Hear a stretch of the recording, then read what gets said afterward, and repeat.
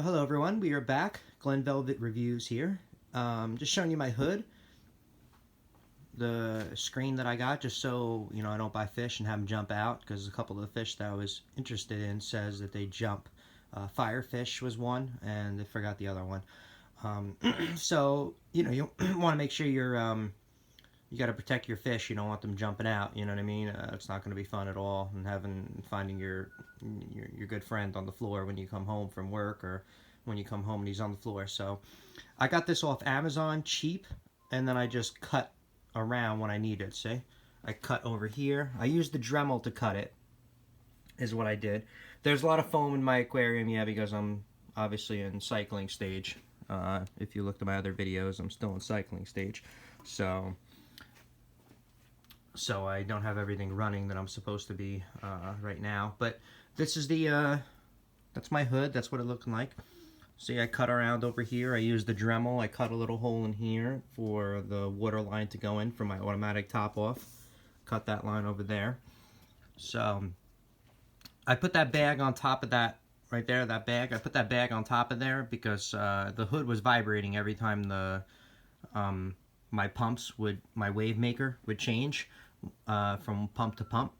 When it would change to pump, this thing would start vibrating, and when you're sleeping it kind of gets annoying. So you put that on top and it stops vibrating, so that kind of just stops it. So that's what I got. That's my automatic top off right there, right next to my filter. I have that going out. That's why this won't sit all the way down, is because my ATO magnet is behind there. So I'm gonna have to trim that out as well. That's not a big deal. But I use the Dremel for everything that you see. It took a long time with the Dremel compared to if I used my cutoff wheel. If I used the cutoff wheel, I would have been done in 30 seconds with this cut, because that would have just cut through it like butter. But I had to make certain sizes, and I wasn't in a rush anyway, so I just wanted to cut it properly, so that's why I used the Dremel. So if you're going to use it, you can use the Dremel and cut it. It just takes a little bit longer. It only took me one blade to do all these cuts, and I still have some life left on the blade even after all these cuts, so that's not too bad for the Dremel that I got. So that's it. That's just a little update on the hood, what the hood's looking like. And you can see the light above it, my aquatic life light. You can see right above it. No bulbs yet. I gotta order the bulbs. I'm following the 3-month cycle with no lights on, and then get the bulbs on. So that's why I'm not worrying about the bulbs right now. I have in my cart, but I just didn't order them yet. I'm figuring out where to order them. Marine Depot or Bulk Reef Supply, or Amazon's a ripoff for light bulbs. They charge for shipping. I don't like it. It's like $7 to $10 for shipping. So that's not my...